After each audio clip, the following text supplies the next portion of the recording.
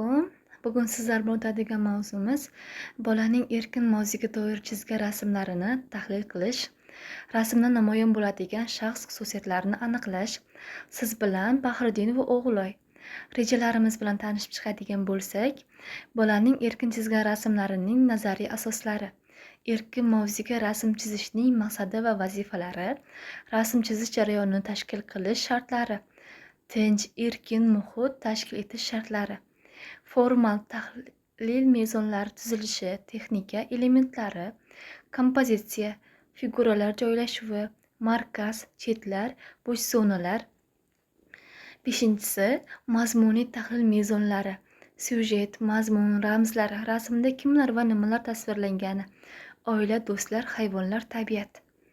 Tahlil natijalariga ko'ra xulosa chiqarish va pedagogik tavsiyalar. Rasm asosida bolaning ichki holatidan haqida umumiy xulosa.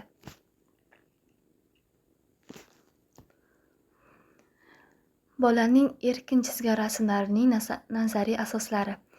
Erkin chizish bolaga o'z ichki dunyosini vizual shaklda ifodalash imkonini beradi.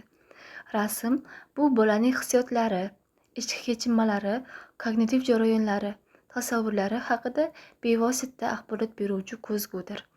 Psixologiyada rasm chizish loyihaviy metod, proyektiv metod sifatida qaraladi. Bunda bola o'z shaxsiy tajribasini bevosita va izohsiz rasmga tushiradi. Rasm chizish bolaning rivojlanish darajasini aks ettiradi. Kognitiv rivojlantirish shakllarini farqlash, fazoviy tasavvurlarni, predmetlar orasidagi munosabatlarni tasavvur qilish, sabab, oqibatni aniqlash. Rasm chizish jarayonini tashkil qilish shartlari, tinch, erkin muhit tashkil etish shartlari. Rasm chizish faoliyatini to'g'ri tashkil etish uchun avvalo uning maqsadi aniqlab olinadi. Faoliyat idrok, tasavvur, mayda motorika va ijodkorlikni rivojlantirishga xizmat qilishi kerak. Bolalar uchun chizish jarayonida zarur barcha materiallar, qalam, bo'yoq, rangli qog'oz, ish joyi, yorug'lik qulay va xavfsiz bo'lishi muhim. Stol va stul bolaning bo'yiga mos bo'lishi, yorug'lik ko'zga charchoq bermay tushishi kerak. Rasm chizish jarayonida tinch va erkin muhit yaratish juda muhim. Xonada shovqin bo'lmasligi, ortiqcha buyruq va bosim qo'llanmasligi kerak. Bola o'zini xavfsiz va erkin his qilishi uchun emotsional qo'llab-quvvatlovchi, iliq muhit zarur. Xonada faqat zarur materiallar bo'lishi, ortiqcha bezak va buyumlar bolaning diqqatini chalg'itmasligi kerak.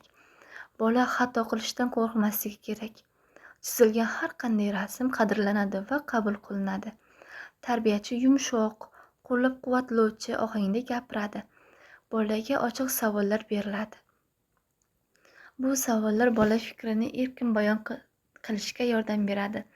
Bola material tanlash yoki o'qitish holatini o'zgartirish uchun erkin harakatlanishi mumkin.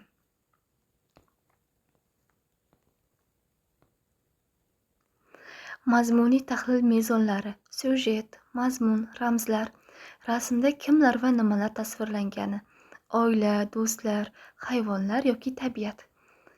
Undagi voqealar ketma-ketligi va ramziy ma'nolarni aniqlashga xizmat qiladi. Avvalo syujetga e'tibor qaratiladi. Bola rasm orqali biron voqeani tasvirlayaptimi?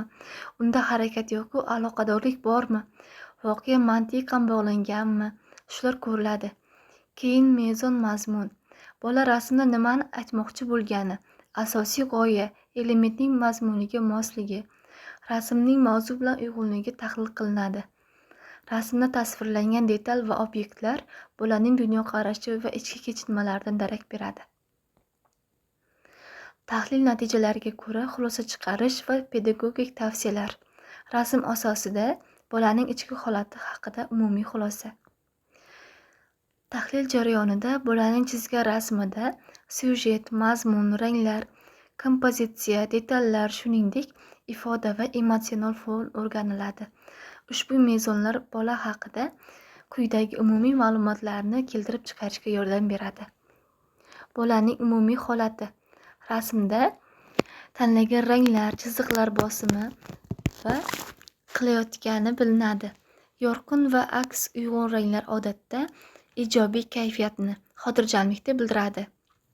Qorong'u, keskin kontrast, ko'p bosimli chiziqlar esa ichki zo'riqish, xavotir yoki stress mavjudligini anglatishi mumkin. O'z-o'zini idrok etish. Bola o'zini rasmda qanday tasvirlagani uning o'ziga bo'lgan munosabatlaridan dalolat beradi. O'zi kichik, chetda yoki biroz noaniq chizilgan bo'lsa, o'ziga ishonchsizlik, ijtimoiy chekinish bo'lishi mumkin. O'zi markazda, aniq konturda chizilgan bo'lsa, yetarlicha ishonch, ijobiy men obrazi mavjud. Ijtimoiy munosabatlar. Oila, do'stlar yoki hayvonlar tasviri bolaning atrofdagilar bilan bo'lgan emotsional aloqalarni anglatadi. Odamlar orasidagi masofa, qo'l ushlash yoki birga joylashish, yaqinlik va iliqlik belgisi. Masofa katta yoki obrazlar alohida joylashgan bo'lsa, bola ijtimoiy masofa yoki o'zini ajratish holati bo'lishi mumkin. O'z-o'zini idrok etish. Bola o'zini rasmda qanday tasavvur qilgani, uning o'ziga bo'lgan munosabatidan dalolat beradi. O'zi kichik, chetda yoki biroz noaniq chizilgan bo'lsa, o'ziga ishonchsizlik, ijtimoiy cheklanish bo'lishi mumkin. O'zi markazda, aniq konturda chizilgan bo'lsa, yetarlicha ishonch, ijobiy men obrazi mavjud. 4-inchisi esa kognitiv rivojlanish.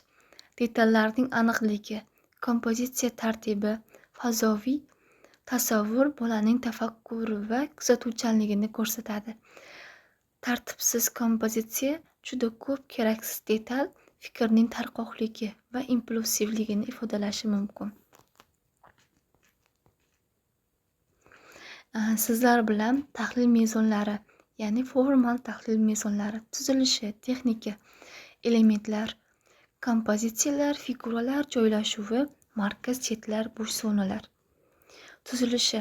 Rasmning umumiy qurilishi, elementlar o'rtasidagi bog'lanish, izchillik, bola fikrlashi, mantiqiy tartiblash qobiliyati, idrokning tizimliligi. Kompozitsiyasi. Figuralarning rasm ichida joylashuvi, muvozanat, markaz va chetlar bilan bog'liq. Makon idroki, badiiy fikrlash, rasmni rejalash ko'nikmalari. Texnikasi. Qalam bosimi, chiziqlarning aniqligi, bo'yoq bilan ishlash, ranglarni qo'llash uslubi. Mayda motorika, koordinatsiya, estetik did, ehtiyotkorlik yoki chaqqonlik yoki shoshqaloqlik.